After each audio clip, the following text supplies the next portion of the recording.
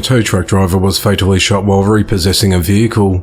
At around 1:30 a.m. on Friday the 6th of October, authorities responded to the 3000 block of West 5th Avenue in the Garfield Park neighborhood of Chicago, Illinois on reports of a shooting.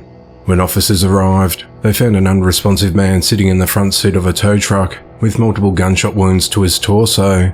He was pronounced dead at the scene. The victim was identified as 28-year-old Jack Jacobson. A handgun was recovered next to Jack, but it wasn't clear if it had been fired or who it belonged to. Jack worked for Northwest Recovery of Rolling Meadows. He had repossessed a black Land Rover in East Garland Park when he was ambushed by a large group of people who were unhappy with the vehicle being towed away and began shooting at him while he was in the truck. The front windshield of the tow truck was riddled with bullet holes. Jack was expecting the birth of his first child with his fiancée in February, a baby girl. No arrests have been made to date, as the investigation into the matter continues.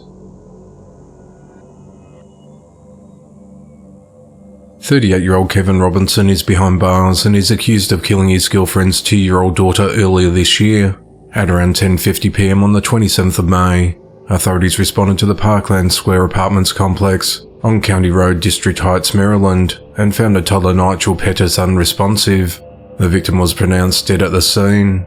On the 29th of September, the medical examiner's office ruled Nigel's death a homicide due to traumatic head injuries.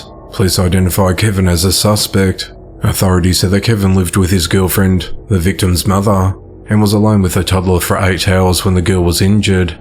While interviewed by detectives, Kevin repeatedly denied harming the girl. Kevin later said that Nigel had fallen from his arms to the floor, and she briefly cried before he put her to bed for the night. Investigators said that account is inconsistent with the medical examiner's findings. On Tuesday the 3rd of October, police arrested Kevin on charges of second-degree murder, child abuse resulting in death, and other related charges. He remains held at the Prince George's County Department of Corrections without bond.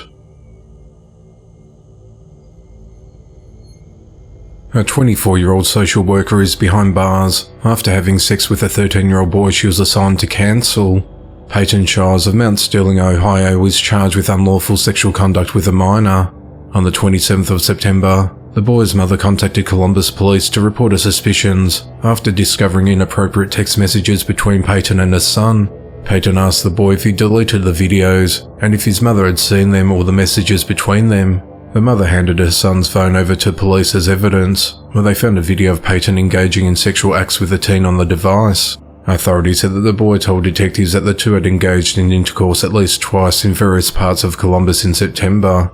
During a controlled three-way call between Peyton, the boy's mother and police, Peyton admitted to participating in multiple sexual acts with the boy.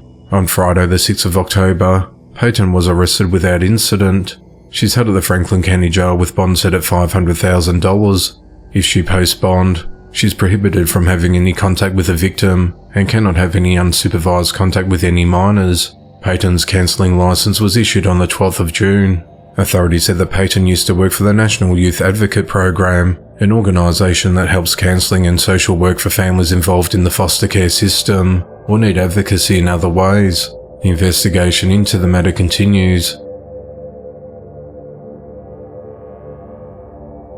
A 27-year-old woman and a 53-year-old boyfriend are behind bars for abusing her children. The Dale County Sheriff's Office and the Department of Human Resources were recently alerted to an abuse case involving 3 children under 12 in Arrowton, Alabama. During the investigation, it was discovered that Ashley Abelman and her boyfriend Howard Anderson had burnt Ashley's 3 children with a blowtorch several times. Authorities said that the burns were severe and the children had signs of other kinds of abuse. Lieutenant Carolyn Jackson said that during the summer, the children were home with the abusers, so they didn't have anyone to report the abuse to. Now that school has started back, the school is unfortunately some of the children's safety zones, so they feel comfortable confiding in counsellors and teachers at the school. On Thursday the 5th of October, a search was completed at the children's home, and Ashley and Howard were arrested. They're both charged with torture, willful abuse of a child. They're held at the Dale County Jail with bond yet to be set. The investigation into the matter continues.